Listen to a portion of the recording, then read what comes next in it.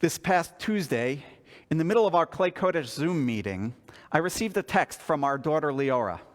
Now, Leora lives in Los Angeles, but she is riding out the quarantine in Mexico. Her roommate is from a small mountain village in Mexico, and once LA shut down, she went back to her family. A couple of weeks later, Leora decided to join her. The text Leora sent us read, "South Mexico just got a 7.4 magnitude earthquake. We are almost 300 miles away from the center of the quake, about the distance of LA to Vegas, and still shook for over a minute. Felt like the whole mountain was moving." Then I realized that this week we read from Parshat Korach, in which we are told about Korach and his band of rebels and how the earth, as the Torah tells us, opened its mouth and swallowed them up with their households and all of Korach's people and all of their possessions. This scene, in my mind, must have caused a tremendous earthquake, the earth opening up its mouth. It was then I remembered that I needed to prepare a sermon for Shabbat.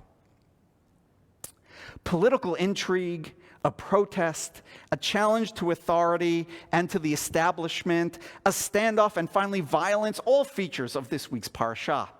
It's almost as if the Torah was speaking to us today. And I don't only mean about our headlines of today, of course, but also we are only a week away from celebrating Independence Day, July 4th.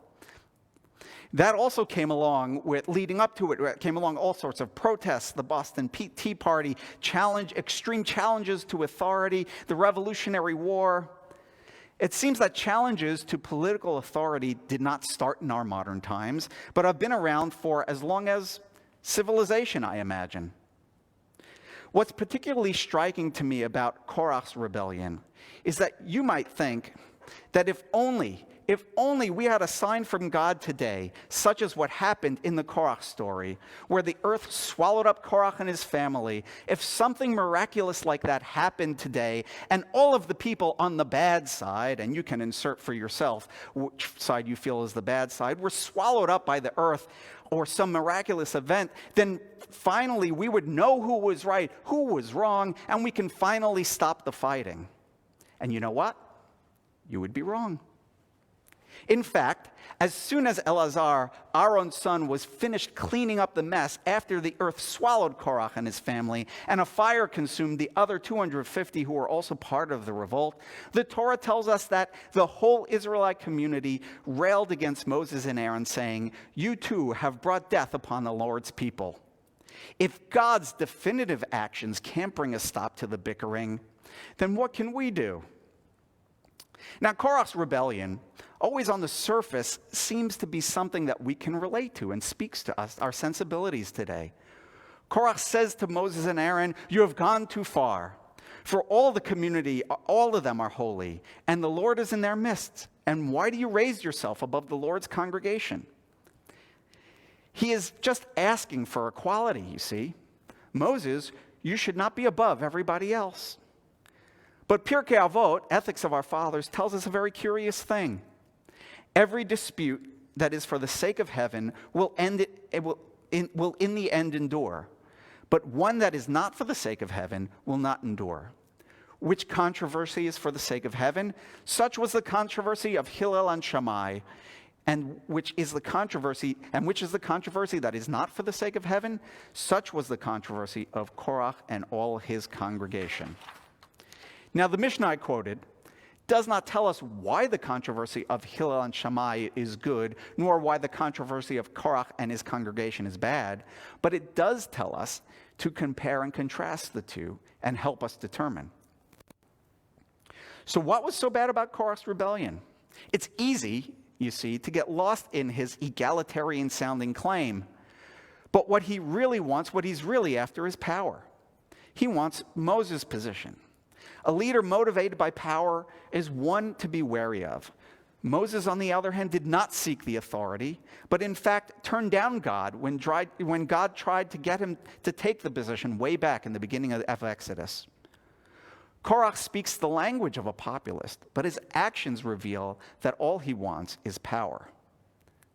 Still, I'd like to share a couple of lessons we can take away from the Korach controversy. After Korach and his group expressed their grievances, Moses calls for Datan and Abiram, who were, as the Torah tells us, also part of the leadership of this rebellion. And they refused to come to Moshe. Now, it would have been very easy for Moshe to just let that be. He really did not need to speak with them. He knew he had God on his side. But what does Moses do? The Torah tells us several verses later, and Moses rose and went to Datan and Abiram. He went to them. Sometimes you have to be the adult in the room and take the conciliatory step and go to the other person and show them some respect. Listen to them, even if you feel you are correct. Next, a few weeks from now, we will read from Parshat Pinchas. That parsha contains another census. In counting the tribe of Reuven, the Torah tells us, the sons of Eliav were Nemuel and Datan and Aviram. These are the same Datan and Aviram chosen in the assembly who agitated against Moshe and Aaron as part of Korach's band when they agitated against the Lord, whereupon the earth opened its mouth and swallowed them up with Korach when that band died, when the fire consumed the 250 men and they became an example. The sons of Korach, however, did not die.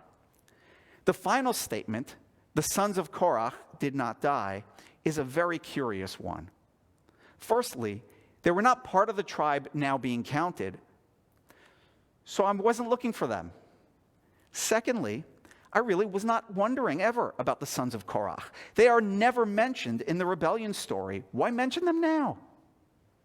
An interesting legend develops from this. Rashi, quoting from the Talmud Sanhedrin, tells us, they were in the plot originally, but at the moment when the rebellion broke out, they had thoughts of repentance in their hearts. Therefore, as the earth was swallowing everybody up, a high spot was fenced round for them in Gehenna, which is the rabbi's depiction of a hell, and stayed there. So as they were falling down into the pits of the earth, a ledge came out and saved them. They actually become such a paradigm of repentance that we recite a psalm attributed to the sons of Korach on Rosh Hashanah right before blowing the shofar, the sound which is supposed to awaken us to do tshuva. But the point that I want to take from this is it shows that we have our own agency to not repeat the sins of our previous generations. True, the sons of Korach were influenced by their father, but they did eventually see the error in his ways and forge their own path. And in fact, it goes even more and tells us that we have the power to change our own path, even if we have traveled far down that road already. As far as the controversy between Hillel and Shammai, why were those controversies so good? The Talmud in Eruvin tells us, Rabbi Abba said that Shmuel said, for 3 years, Beit Shammai and Beit Hillel disagreed. These said the halacha is in accordance to our opinion, and these said the halacha is in accordance to our opinion. Ultimately, a divine voice emerged and proclaimed, both these and those are the words of the living God. However, the halacha is in accordance with the opinion of Beit Hillel. The Gemara asks, since both these and those are the words of the living God, why were Beit Hillel privileged to have the halacha established according to their opinion?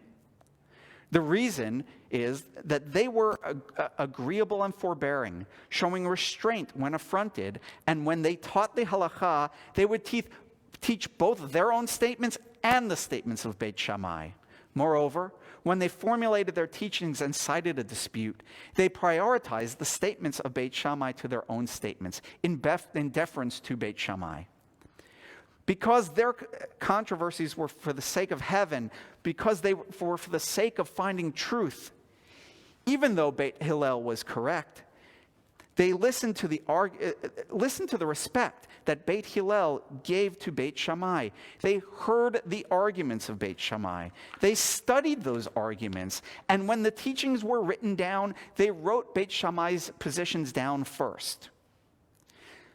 May we, like Beit Hillel, learn to listen to each other, to honor each other's opinions, and to seek the truth together to rebuild a world of peace. Shabbat Shalom.